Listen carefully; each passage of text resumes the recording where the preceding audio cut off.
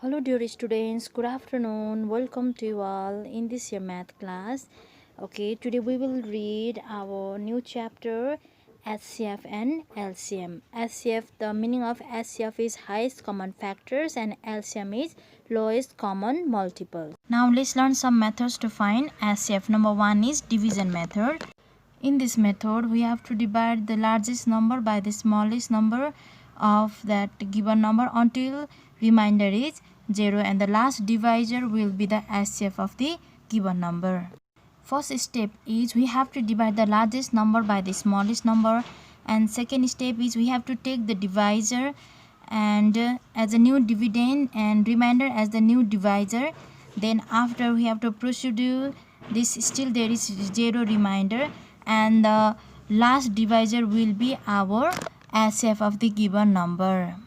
Here are some examples. Please go through it and get some idea about division method to find the HCF.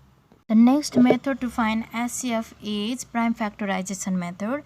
In this method, we have to divide the given number separately from the least prime factor. Then we have to identify the common prime factors of the given number. Then lastly, we just multiply the common factors and the product will be the HCF of given number. So these are the two ways to find the HCF. Finding HCF means finding the common factors are those numbers which can divide the given number exactly, but it should be the highest one. Now let's move to LCM or lowest common multiple.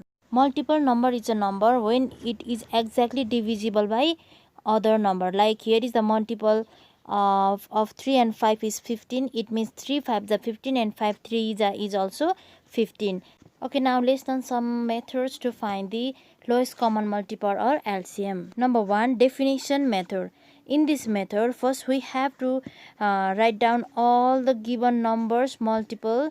Then after find out the common multiples. Among them we have to choose the lowest one, which will be the LCM of that given number. Find the LCM according to division method. First we have to draw a table as shown on the screen. Then after we have to put that given numbers horizontally. Then after divide them by the common prime factors until the common factor becomes 1. Then after we have to multiply all the common factors and the remaining to obtain LCM of that given number.